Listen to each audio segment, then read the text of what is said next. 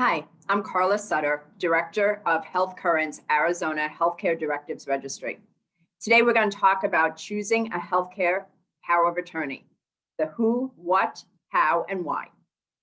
Life can change quickly.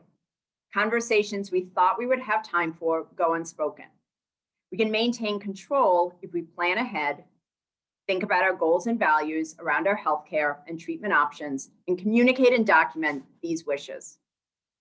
Our lives are busy. This year has shown us that our plans can often be disrupted from outside sources with no opportunity to change course. Having the knowledge that certain aspects of our lives have been communicated and documented can provide us not only peace of mind, but assurance that what we value and care about can be carried out even when we are not the ones able to direct it. It's important to use the resources we have, our time, our finances, and our energy in the most beneficial ways. To do that, we need to know what we can control, what we can influence, and what we can't control. Steve Covey developed the circle of influence to remind us to use our limited resources efficiently. Completing advanced directives and having conversations with your family is something that you can control, and in the end can have a large influence on how an advanced illness or healthcare crisis will play out. Choosing someone who can communicate your healthcare wishes to your medical providers can ensure that even when you are not able to make healthcare decisions directly, there is someone who can be your voice for decisions already made. It is difficult to plan for all situations, but talking through even some likelihoods will allow you to let your loved ones better understand your direction. Let's start with what is a healthcare power of attorney? A healthcare power of attorney is someone that has been appointed by you and recorded on a legal document. This individual can then make healthcare decisions if you can no longer make those decisions for yourself. Unless the document includes specific limits, the agent will have broad authority to make any healthcare decisions that you could normally make for yourself. In Arizona, there is also an additional delegation for someone to be your mental health power of attorney. This is not only for those who are living with mental health diagnoses, but can come into play if your behavior or healthcare needs arise from complications, for instance, from dementia, Alzheimer's, or even a delirium caused by a medication interaction, and behavioral health services or inpatient care is needed. What steps or considerations should you take before choosing a healthcare power of attorney? If you have any present health condition, discuss with your physician what future medical complications could occur and what treatment options would be available to you. Consider what role, if any, your religion or faith plays in your healthcare choices. Consider what is most important to you regarding medical treatment, medical care that will prolong your life, or comfort measures. Would a serious permanent injury to your brain change the course of treatment for you? And reflect on your thoughts on organ donation. So what if you have a big family? Who do you choose to be your healthcare power of attorney? Except for certain state guidelines that may limit you choosing your direct healthcare provider, your choice for healthcare power of attorney is up to you. The following acronym focuses on key areas that are important to consider when choosing your durable healthcare power of attorney. D, for dependable. You can trust this individual and they are accessible to your healthcare team. They do not have to live in the same state or even in the same city. H, for honor. They understand your wishes and values after you've had conversation with them and can honor them even if they do not reflect their own choices. C, for communicative. While they do not need to understand medical jargon, it is important that they feel comfortable having conversations with the medical team and other family members. P, for power of one. It is advisable to appoint one healthcare power of attorney and then choose alternates so that if that person is not able to step in at the time needed, there is someone else. Appointing multiple healthcare power of attorneys to make the decisions together, such as all your adult children, requires that they all agree or that there is a majority agreement, which may be difficult during a stressful event. O for objective.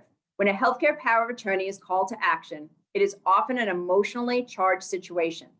It is important that the person can still represent your decisions and listen objectively to the healthcare team as they communicate what is happening in your health situation and what options may be available.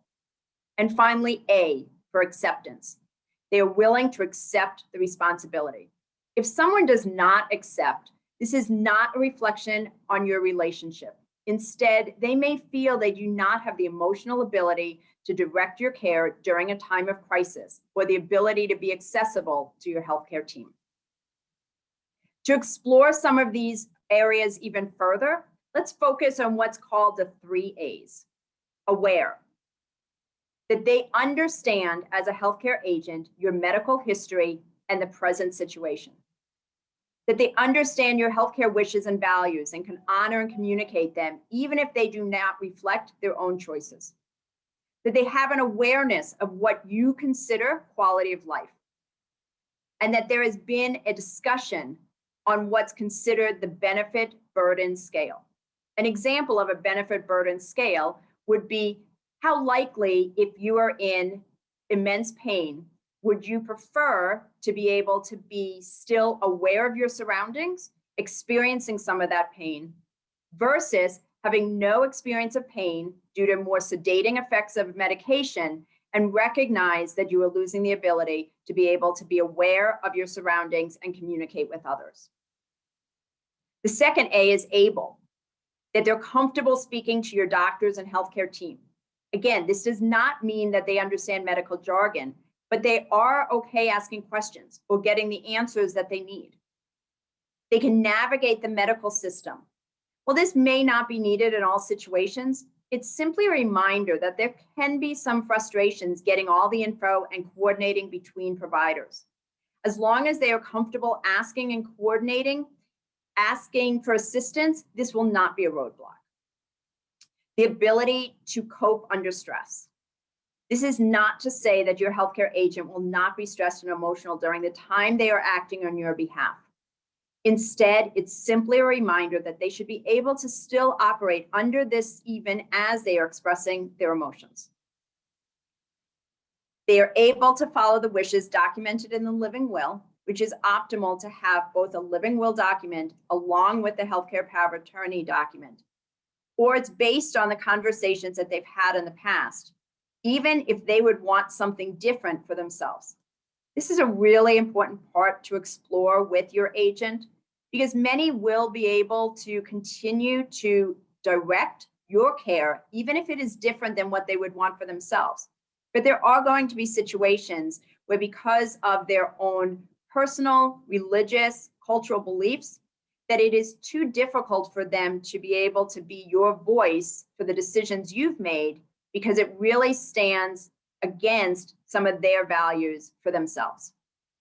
And finally, the third A is available, that they are available to the healthcare team. As we talked about previously, they don't need to live locally, but they do need to be regularly accessible by phone or video conference. You want to consider the agent's own health status, and if they are declining or have a progressive illness, it may be recommended at the minimum to have an alternative appointed. If the agent travels for business or pleasure frequently and is out of the country or off the grid, then an alternative should also be appointed. So after I've completed the healthcare power of attorney paperwork, what do I do next? You need to confirm.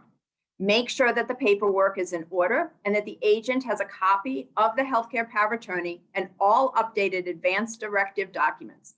You can find these documents to complete at the Arizona Attorney General site or any of the partners listed in the resource page. Communicate. It is important that not only the healthcare power of attorney understands that the paperwork has been completed and that they have a copy of the document, but that any other family or involved persons understand the decision that has been made and know who to turn to when needed. Discuss. Discuss your specific choices with your healthcare power of attorney and confirm that they understand your wishes. And keep it current. Health conditions change and family structures can as well. This is a document that can be changed, voided, or revoked at any time and should at all times reflect your wishes based on the healthcare information that you have at the time.